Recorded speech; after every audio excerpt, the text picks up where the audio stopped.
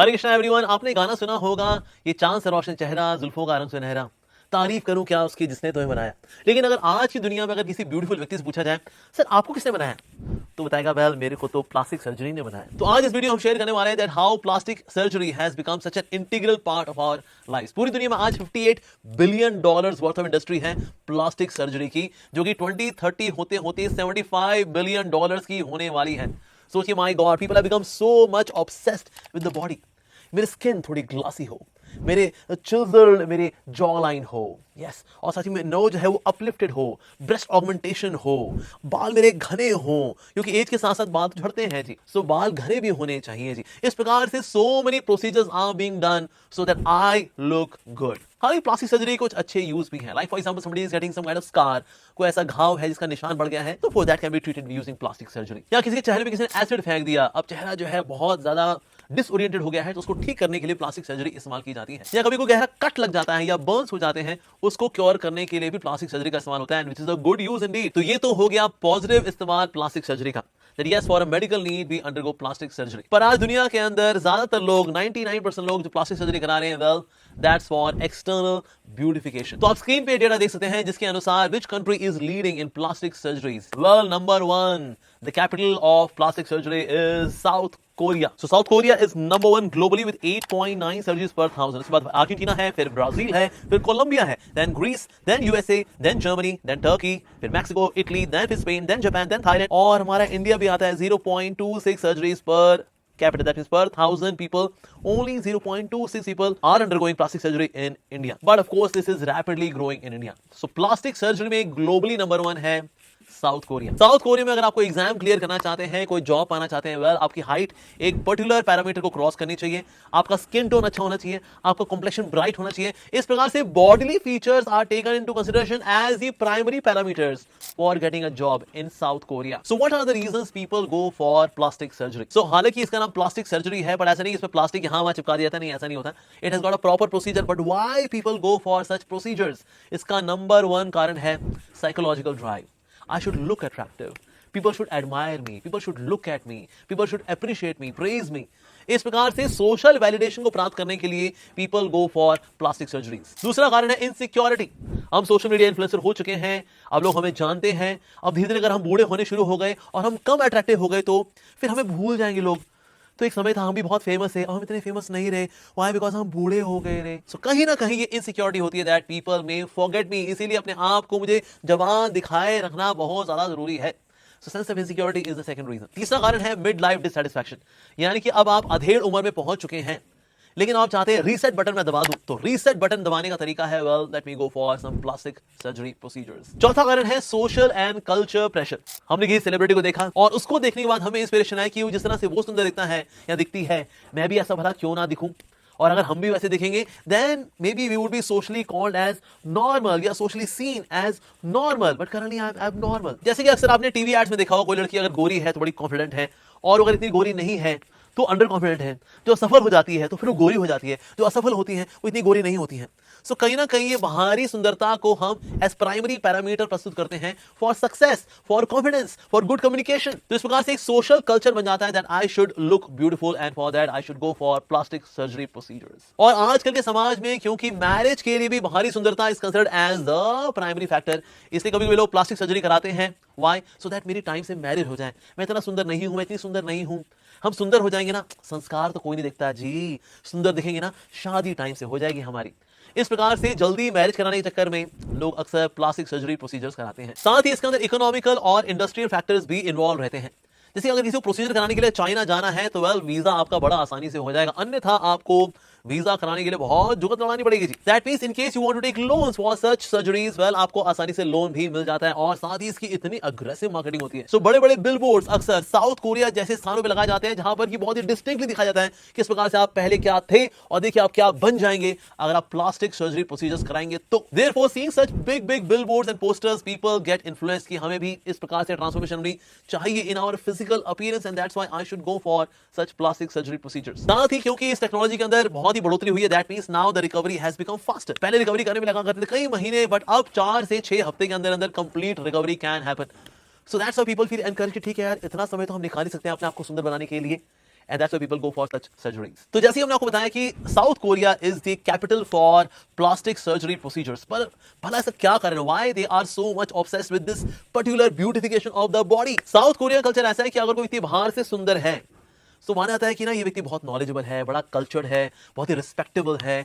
He is full of virtues. Why? Because उसकी external beauty is considered as a hallmark, as a yardstick for his inner value system. K-pop और K-drama तो India के अंदर इतने famous हो चुके हैं, जहां पर हम देखते हैं कि जो कोरियंस हैं, they are having such big big eyes. Usually ऐसा देखा जाता है कि जो एशियंस हैं, they are having small eyes. लेकिन प्रोसीजर करा करके उनको बड़ा किया जाता है, so that they look more attractive. So they have got such glossy skin, fair skin, चमचमाती skin, spotless skin. और इस प्रकार से ऐसे एक्टर्स को देख करके Indians they also get influenced. So K pop और K drama nowadays are becoming so popular in India. साथ ही पीयर प्रेशर भी रहता है. If somebody has undergone such procedures तो तुमसे पूछता है कि क्या तुमने नहीं कराया? अरे इसने कराया नहीं, बताओ यार. जस्ट सी भैया, हम क्या से क्या होगा, तुम कहां के कहां रह गए, दुनिया कहां की कहां जा रही हो, तुम कहां के कहां रह गए रे. इस प्रकार से पीयर प्रेशर भी बनता है साउथ कोरिया में एक दूसरे को देख करके, and that's why people go for such procedures. और तो और साउथ कोरिया के अंदर पेरेंट्स बच्चों को ऐसे पैकेजेस गिफ्ट करते हैं where they can go for such procedures and become more beautiful. That means parents are encouraging their children to go for such procedures. साथ ही कुछ सोशल मीडिया के ऐसे फिल्टर्स भी होते हैं which makes a person even more beautiful than he or she actually is. जैसे for example Meitu या फिर Snow जैसे ऐप हैं जिनके थ्रू व्यक्ति बात भी करता है किसी व्यक्ति से, internationally they are having a call, और ऐसे फिल्टर्स के through they appear to be ultra beautiful. और सामने व्यक्ति सोचते हैं अरे यार ये लोग कितने सुंदर है, माय गॉड. और कभी कभी जब फिल्टर लगाना भूल जाते हैं, then comes a real face of the person.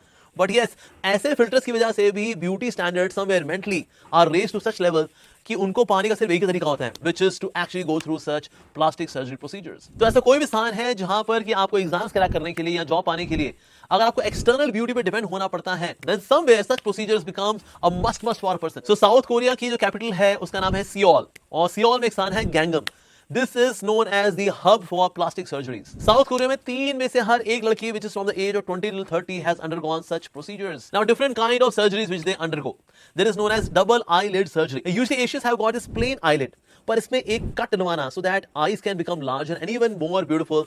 तो उसके लिए होता है ये double eyelid procedure. And second one is rhinoplasty और नोज जॉब. अगर आपकी नाक थोड़ी झुकी हुई है या बहुत फ्लैट है, उसको अप्रेस कराना और नाइसली शेप कराना, इसके लिए होती है rhinoplasty. Third one is jawline को और अलाइन कराएंगे and then it becomes even more clearly visible, एकदम V shape में नजर आती है, and for that there is jaw line procedures. चौथा है skin whitening. जितने भी skin में spots हैं उनको हटा दिया जाए, skin becomes even more illustrious, more white, more shining, और इस प्रकार से skin whitening procedures भी होते हैं. इसके अलावा lip lifts and lip fillers, यानी कि अगर आपके lips बहुत ही पतले हैं तो botox नाम का एक स्पेशल केमिकल डाला जाता है आपके होठों में, so that your lips appear to be even more pulpy. साथ ही अगर आपका माथा को टेढ़ा मेढ़ा है तो फोरहेड ऑगमेंटेशन भी होता है, so that it appears very broad and you appear more wise.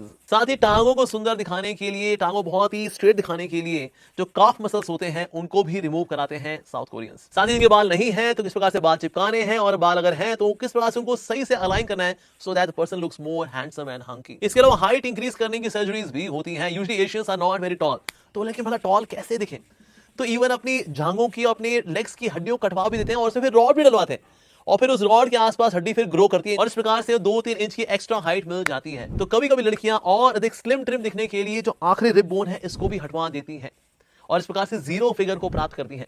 But yes, now their organs are more susceptible to damage, because ये जो रिब्स होती हैं, जो हमारी बोन्स हैं, they protect our internal organs. But protection तो secondary है जी, ब्यूटिफिकेशन प्राइमरी है जी.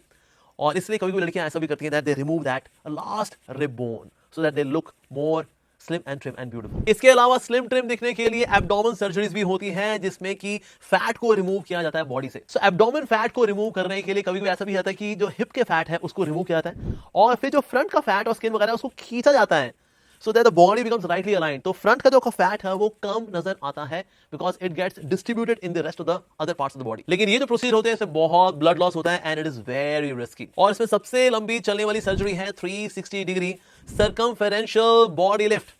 Yes, it takes even 7 to 8 hours. इसके बाद बॉडी में स्वेलिंग भी होती है, पेन भी होता है, और बहुत ही लाइफ रिस्की होती है, but still people go for such surgery. और कभी कभी बॉडी फैट को रिमूव करने के लिए लार्ज वॉल्यूम लिपोसेक्शन भी होता है, जिसमें करीब 5 से 6 लीटर फैट निकाला जाता है बॉडी से. करीब 4 से 6 हफ्ते लगते हैं बॉडी को रिकवर करने में, और ये बहुत ही ज्यादा रिस्की होती है. अब एक और ऐसा प्रोसीजर है जो कि बहुत ज्यादा रिस्की होता है, बहुत ज्यादा मतलब बहुत ज्यादा रिस्की है, पर कभी कभी लोग अपनी बॉडी को स्लिम ट्रिम दिखाने के लिए ऐसे प्रोसीजर भी कराते हैं. एक कैप्सूल के थ्रू एक टेप फॉर्म बॉडी के अंदर डाला जाता है, और ये टेप फॉर्म क्या करता है, जो भी आप खाते हैं उसको वो खाता है। सो इन दिस वे वो जो टेप फॉर्म है आपकी बॉडी के न्यूट्रिशन को शेयर कर रहा है, और ये बड़ा होते होते होते होते करीब 10 मीटर लंबा हो जाता है। जी हाँ, 10 मीटर लंबा हो जाता है। तो दिखता तो है कि ना व्यक्ति खा तो रहा है, बॉडी को लग नहीं रहा, तो इस प्रकार से व्यक्ति स्लिम एंड ट्रिम है। और यही टेप फॉर्म बड़ा होते होते होते लीवर के माध्यम से ब्रेन तक पहुंच जाता है कभी कभी, and that can cause damage to the brain. बल्कि इस टेप फॉर्म की वजह से बॉडी के अंदर डायरिया भी हो सकता है, आपको चक्कर भी आ सकते हैं, आपका पूरा डाइजेस्टिव ट्रैक खराब हो जाता है। तो भला ऐसे शरीर का हम क्या करें जो बाहर से तो स्लिम ट्रिम है लेकिन अंदर से खोखला हो जा रहा है, क्योंकि हमने टेप फॉर्म अंदर छोड़ दिया है। कभी कभी स्लिम ट्रिम दिखने के लिए लोग स्टमक टाइटनिंग भी कराते हैं, यानी कि इसको रस्सी से बांध देते हैं ताकि हम कम खाना खाएं। लेकिन कम खाने के चक्कर में होता क्या है, कभी कभी मॉल न्यूट्रिशन भी हो जाता है। So body looks slim and trim but it becomes very weak. कुछ लोग तो बल्कि पेट पे बलून तक डलवाते हैं ताकि खाना जो है कम से कम जाए, आपको लगे नहीं पेट भरा भरा सा है, पेट फूला फूला सा है, बलून तक बॉडी में डाल लेते हैं ऐसे लोग। ऐसे लैक्सेटिव्स खिलाए जाते हैं ताकि आप खाएं और फिर उसके बाद जब स्टूल रिलीज होगा तो उसमें अधिक से अधिक चर्बी निकलेगी। बट उसे होता क्या है, इवन आपकी बॉडी के जो एसेंशियल ऑयल्स हैं वो भी उसमें निकल जाते हैं, and that can be damaging for the body. कुछ ऐसे इंजेक्शंस भी बॉडी में दिए जाते हैं जिससे कि बॉडी फैट कम होता है, पर उसकी वजह से बॉडी में और एलिमेंट्स होने के चांसेस बढ़ जाते हैं। कई लोग पेट की आग को बुझाने के लिए आइस क्यूब से खाते हैं, ये बहुत सारे आइस क्यूब खाएंगे तो आग जो है पेट की जो जठराग्नि है वो शांत हो जाएगी, और इस प्रकार से then I will eat less, उसकी वजह से मेरा फिगर मेंटेन रहेगा। कुछ लोग तो जूसेस के साथ साथ कॉटन बॉल्स भी खाते हैं ताकि जूस है पेट में बना रहे, उसको डाइजेस्ट करने में टाइम लगे, और इस प्रकार से मैं कम खाऊंगा क्योंकि मेरा पेट ना भरा भरा फील होगा। But that's not good for the body. Cotton जो है बाहर इस्तेमाल होना चाहिए जी, बॉडी के अंदर इस्तेमाल नहीं होना चाहिए। तो जैसे हमने आपसे शेयर किया कि इंडिया के अंदर हालांकि प्लास्टिक सर्जरी का मार्केट बहुत ही छोटा है, 0.26 per capita. Out of 1000 people only 0.2 people are going for plastic surgery. लेकिन इंडिया के अंदर प्लास्टिक सर्जरी की मांग बहुत तेजी से बढ़ रही है। आज एक टिपिकल प्रोसीजर जो आज इंडिया में होता है, it can cost you from 1.5 lakh rupees to 25 lakh rupees. और इंडिया विशेष रूप से हाइट बढ़ाने का चलन तो बहुत ही चला हुआ है जी। आपको 5 से 6 सेंटीमीटर की अगर हाइट बढ़ानी हो तो उसमें करीब 3 से 3.5 लाख रुपए आपके खर्च हो जाते हैं, and then you can get that extra inches in your height. लेकिन प्लास्टिक सर्जरी का ये जो ट्रेंड चल पड़ा है, भला इसका रिजल्ट क्या हो रहा है sociologically, mentally, emotionally? Well that's really bad. Number 1 is depression. होता क्या है, जब हमने आपको किसी और से कंपेयर करते हैं, इधर I will have inferiority complex और I will have superiority complex. I am so good, nobody can be like me, I am so bad, क्योंकि आपकी external looks are now all in all for judging yourself. तो इस प्रकार से depression आता है। somebody leaves you or somebody comes in your life, why? because you look good। तो यानी आपकी बाहरी appearance is now becoming the criteria for relationships. तो जितने भी आपके रिश्ते हैं they are all driven by your externals. तो इसलिए रिश्ते खोखले होते जाते हैं।